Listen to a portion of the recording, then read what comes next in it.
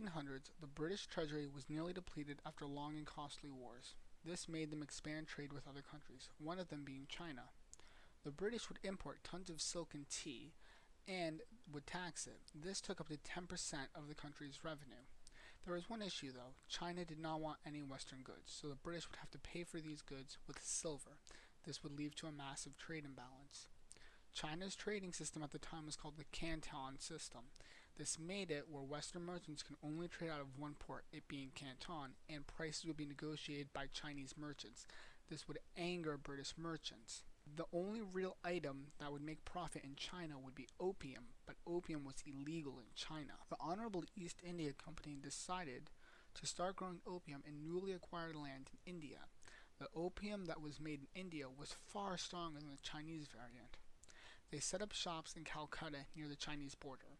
Their plan was to grow opium in India and then sell it to smugglers. Since opium was illegal in China, they didn't want to have any issues with the Chinese government. And by 1839, the trade got even bigger, since the British Empire dissolved the East India Company, which let the British Empire have full control of the market.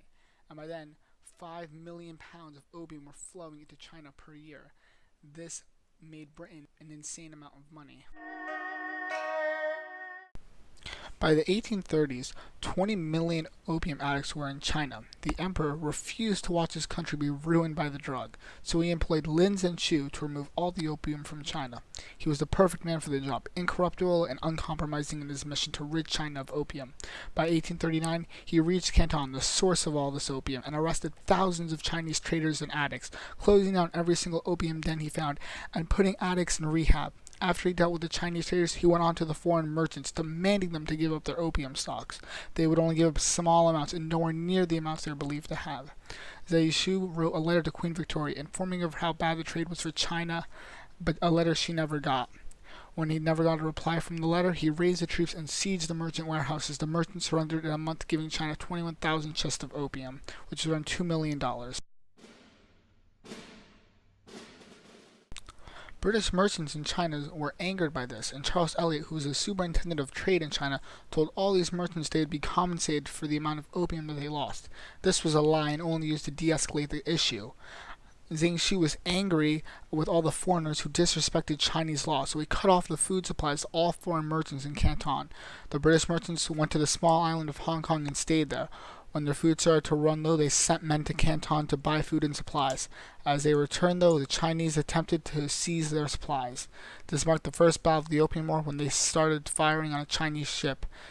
In April 1840, they sent a fleet to China to demand compensations of all destroyed opium and to end the Kohong, and have the island of Hong Kong to be ceded to the British. The Chinese did not accept their demands. By June, the task force was in China. On July 6, 1840, the British took the Zhenqiu Islands. Chinese defenses on these islands were broken within 10 minutes from a naval bombardment.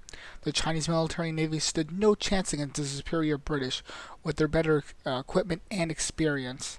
Most of the Chinese army was using swords and bows with limited matchlock rifles in circulation. The navy was only using small war junks, no match for the new steamships the British had. The Emperor of China didn't even know how the war was going for them, since no one wanted to be the bringer of bad news to the Emperor, so he was giving fabricated lies of victories against the British. In 1841, the British took forts along the Pearl River Delta. By May 1841, the British were about to siege Canton, but were given $6 million by local merchants and officials to withdraw. In 1842, the British assault on Yangshan was successful and allowed the British to have control of the Yangtze area. This opened the road for Nanjing. This made the Chinese government aware of how bad the war was going for them and made peace while there was still a chance. On August 29, 1842, China and Britain signed the Treaty of Nanking. China had to pay Britain $20 million, end the Kohong monopoly, open 5 ports to foreign traders, and cede the island of Hong Kong to the British. This treaty was seen as the first unequal treaty China was forced to sign with Western powers.